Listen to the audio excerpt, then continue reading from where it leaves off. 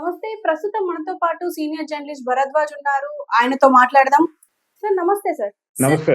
Sir పాస్టర్‌కి సంబంధించి ఇప్పటికీ రోజుకొక ట్విస్ట్ వస్తుంది అని చెప్పుకోవచ్చు. ముఖ్యంగా అందులో ఇప్పుడు 4 అవర్స్ విజయవాడలో మిస్ అయ్యారు. ఆ 4 అవర్స్ ప్రవీణ్ పాస్టర్ ఏం చేశారు? అది మిస్టరీగానే మిగిలింది అని చెప్పేసి ఐజీ కూడా దీని గురించి మాట్లాడుతున్నారు.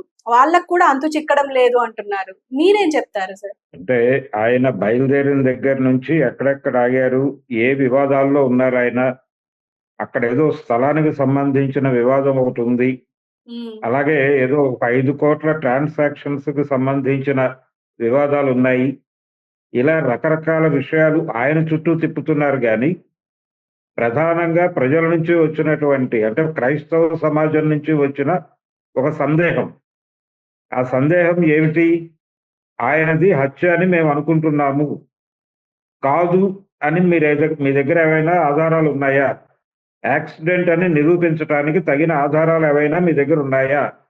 పోస్ట్ మార్టం రిపోర్ట్ ఏమిటి? అని అడుగుతున్నారు. దానికి సమాధానం చెప్తే సరిపోతుంది కదా! ఇప్పుడు ఆయన జీవిత చరిత్ర మొత్తం తీసి, ఆయన ప్రారంభం నుంచి పుట్టిన దగ్గర నుంచి ఏం చేశాడు? ఎక్కడికి వెళ్ళారు? ఎవరితో కలిశారు? ఎవరితో ఉన్నారు? ఈ వివరాలన్నీ సేకరించమని కాదు కదా క్రైస్తవ సమాజం అడుగుతోంది. ఆల్రెడీ రెండోది దీని మీద ఎవరైనా అంటే చిచ్చు రగిలించేలాగా మాట్లాడితే వారి మీద చర్యలు తీసుకుంటారా అని కొంతమంది రిపోర్టర్లు వెళ్ళి అడుగుతున్నారు పోలీసు అధికారులు. అడిగితే మేము డెఫినెట్ గా తీసుకుంటాం అంటున్నారు. బానే ఉంది. కానీ చాలా వెబ్సైట్లలోనూ చాలా సోషల్ మీడియా ప్లాట్ఫామ్స్ మీద ఇతనికి జరగాల్సిందే జరిగింది, కర్మ ఎవరిని వదిలిపెట్టదు అని మీమ్స్ చేస్తున్న వాళ్ళని ఎవరు కట్టుదిట్టం చేస్తారు? వాళ్ళ మీద కూడా కేసులు పెడతారా? ఈ మీమ్స్ చలామణి అవుతున్నాయి. ఆయనకు వ్యతిరేకంగా చాలా మంది రకరకాల పద్ధతుల్లో రాసేస్తున్నారు. ఇవన్నీ జరుగుతున్నాయి. ఇవన్నీ జరుగుతున్న నేపథ్యంలో రకరకాల అనుమానాలు వస్తున్నాయి.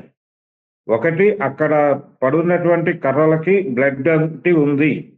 అది ఎందుకంటే ఉంది? ఆయన తల మీద గాయమై ఉంది. ఎందుకై ఉంది? ఆయన స్కిడ్ అయి పడ్డారా, లేకపోతే ఎవరైనా గుద్దారా? ఏదో ఎర్ర కారు, అతను ఇతన్ని గమనించాడు, అతని వెనకాల బ్యాగ్ ఏదో పడిపోయేలా ఉందని చూశాడు అతను. ఇవన్నీ చెప్తున్నారు. బానే ఉంది. ఫైనల్ గా ఏం కంక్లూడ్ చేయబోతున్నారు మీరు అనేది చెప్పాలి కదా ప్రపంచానికి. ఎందుకు కంక్లూడ్ చేసి చెప్పడం లేదు? ఎందుకు ఇంత డిలే చేస్తున్నారు? ఎందుకు ఇలా వీడియోలు ప్లే చేసి రకరకాల స్పెక్యులేషన్స్ కి బాటలు వేస్తున్నారు? హర్ష కుమార్ లేవనెత్తుతున్నటువంటి ప్రశ్నలకు ఎందుకు సమాధానాలు చెప్పే ప్రయత్నం జరగటం లేదు? ఎందుకు ఆంధ్రప్రదేశ్ లో అన్ని రాజకీయ పార్టీలు ఒకే తాటి మీదకి వచ్చి ప్రవీణ్ హత్య గురించి మనం ఎవరూ బహిరంగంగా మాట్లాడకూడదు అని నిర్ణయం తీసుకున్నారు? ఎవరైనా చెప్తున్నారా? దీనికి సంబంధించి ఎవరైనా మాట్లాడుతున్నారా?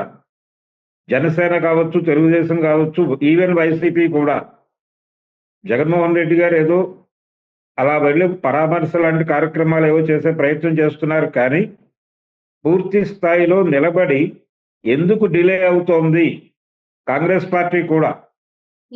అంటే మణిపూర్ లో జరిగిన అల్లర్ల మీద జగన్మోహన్ రెడ్డి ఒక క్రైస్తవుడు అయింది ఎందుకు మాట్లాడలేదు అని ప్రశ్నించారు ఆవిడ షర్మిల గారు.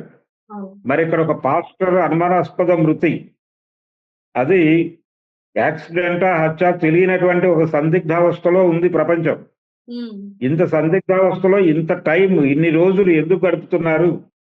తేల్చండి అని ఎందుకు అడగట్లేదు? మీరు ముందు పోస్ట్ మార్టం రిపోర్ట్ బయట పెట్టండి, నేను రీపోస్ట్ మార్టంకి వెళ్తాను అంటున్నాడు హర్ష కుమార్. మరి అతనికి ఏం సమాధానం చెప్తారు?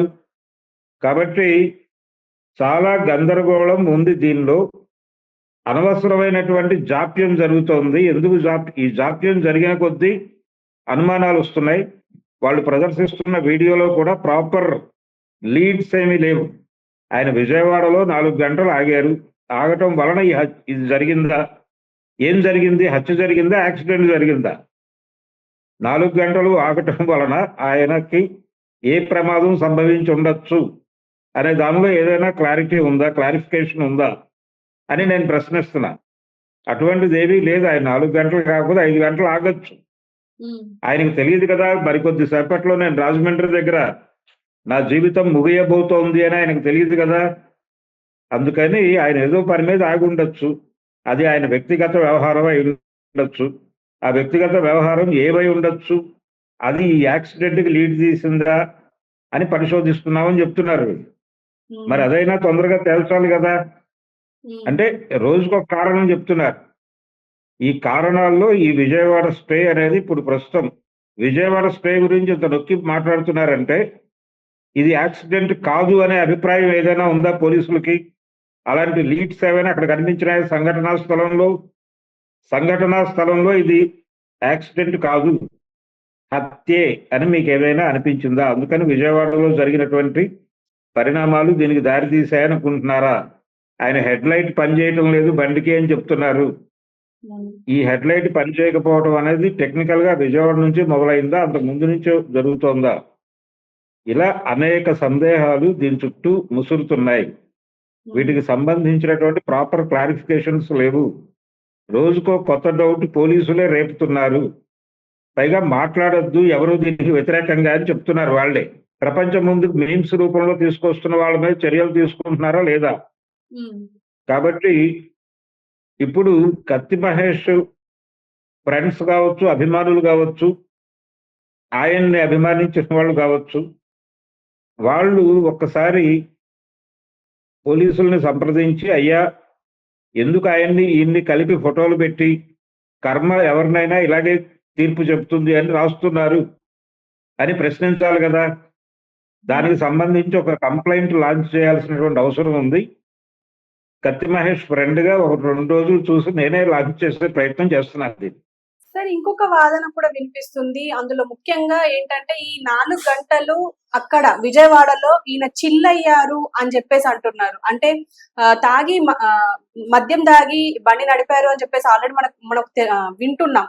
అదే ఇప్పుడు అక్కడే చిల్లయ్యారు అని చెప్పేసి అంటున్నారు. దీనికి మీరేమంటారు? అక్కడ మద్యం ఆయన ఒక్కరే తాగి బయలుదేరారా, ఎవరితోనైనా కలిసి తాగారా, దానికి సంబంధించి ఏమైనా లీడ్స్ ఉన్నాయా వీళ్ళ దగ్గర, తాగారు అనడానికి ఏవైనా ఆధారాలు ఉన్నాయా, ఆయన బండిలో ఏమైనా బార్ తాలూకా బిల్లు రసీదులు దొరికాయా, ఇవి చెప్పాలి కదా.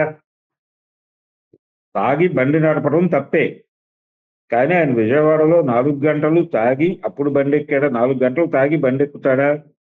ఏదో కొద్దిగా తాగితే తాగి ఉండొచ్చేమో, ఆయనకు ఆ హ్యాబిట్ లేదు అని వాళ్ళు చెప్తున్నారు. కానీ ఉందని ప్రూవ్ చేయడానికి వీళ్ళు తాపత్రయపడుతున్నారు. ఆయనకి రకరకాల అలవాట్లు ఉన్నాయంటే ఆయన క్యారెక్టర్ అసాసినేషన్ ప్రోగ్రామ్ కూడా జరుగుతోంది ప్యారలల్ గా. ఇలా రకరకాలుగా లేనిపోని సందేహాలన్నీ రేపుతున్నారు. ఇప్పుడు అంటే పాస్టర్ అంటే సంఘ పెద్ద అని అర్థం, అదొక గ్రీక్ వర్డ్.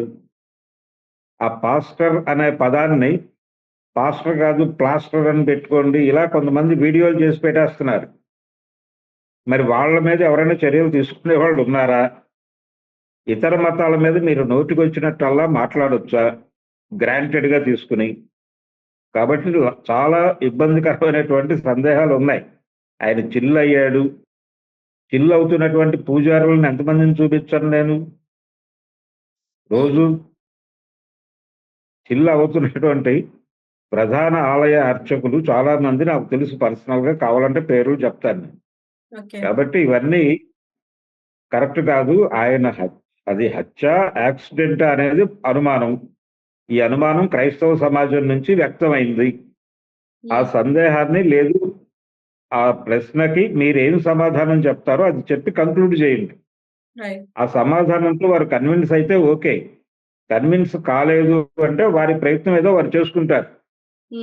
అసలు మీరు ఇంతకాలం నాంచి ఇంకా 3 రోజులు పడుతుంది అంటున్నారు. ఇప్పుడు ఇంకా ఏవో దర్యాప్తు, ఇంకా ఏవో వివరాలు రావాలి, అవన్నీ వచ్చిన తర్వాత అప్పుడు మాట్లాడదాం అంటున్నారు.